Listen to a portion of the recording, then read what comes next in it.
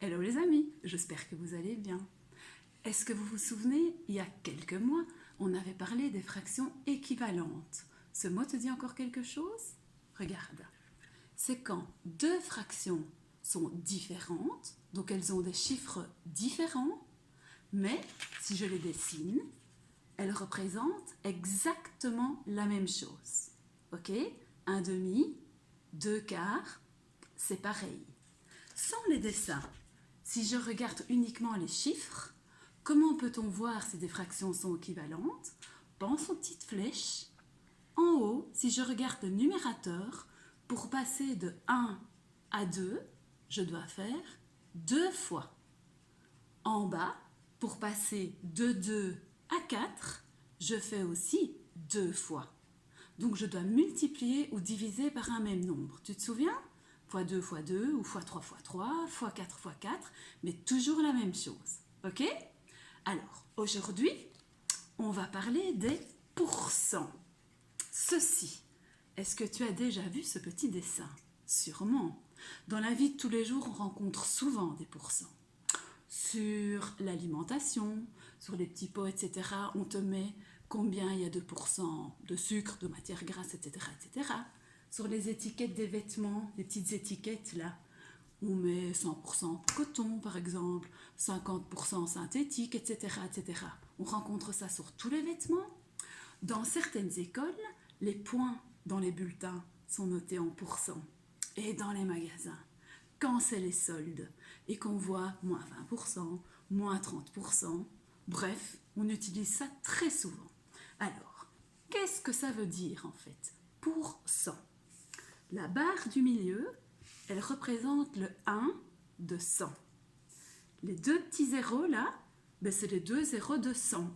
C'est comme si on écrivait 1, 0, 0. Pourquoi est-ce que je t'ai parlé des fractions équivalentes tout à l'heure? Parce qu'en fait, les pourcents, c'est comme si c'était des fractions avec un dénominateur toujours égal à 100. D'accord? Par exemple, 30%, c'est comme si je te disais 30 centièmes. C'est exactement la même chose. Ok? Alors, ce qu'on va apprendre maintenant, c'est à transformer des pourcentages en fractions ou l'inverse.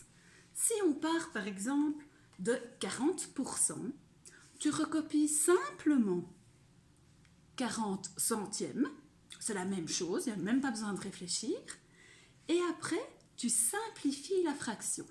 Simplifier la fraction, rappelle-toi, c'est diviser le haut et le bas par un même nombre. Alors dans ce cas-ci, 40 et 100, je peux tous les deux les diviser en 2, en 4, en 5, en 10 ou en 20. J'ai plusieurs possibilités. Tu dois toujours choisir le nombre le plus grand, puisque le but, c'est d'avoir ici la fraction simplifiée avec elle, les nombres les plus petits possibles.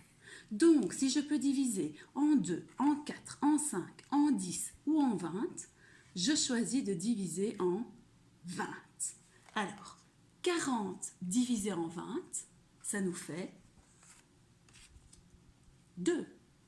100 divisé en 20, ça nous fait 5. Donc en fait, 40%, c'est la même chose que 2 cinquièmes. La première étape, je transforme en centièmes. 40% égale 40 centièmes, super facile. Et après, je simplifie. Tu viens donc de transformer des pourcents en fractions. Si on fait l'inverse, c'est la même chose mais dans l'autre sens.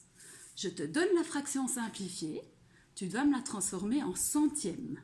Alors, si j'ai 5, pour avoir des centièmes ici en dessous, qu'est-ce que je fais pour passer de 5 à 100? Je dois faire 5 fois 20. Si je fais fois 20 en dessous, je fais fois 20 au-dessus. Et 2 fois 20, ça fait bien 40. Une fois que tu as trouvé 40 centièmes, il te suffit de recopier 40%. Et voilà, pas compliqué les pourcents. À toi, bon travail.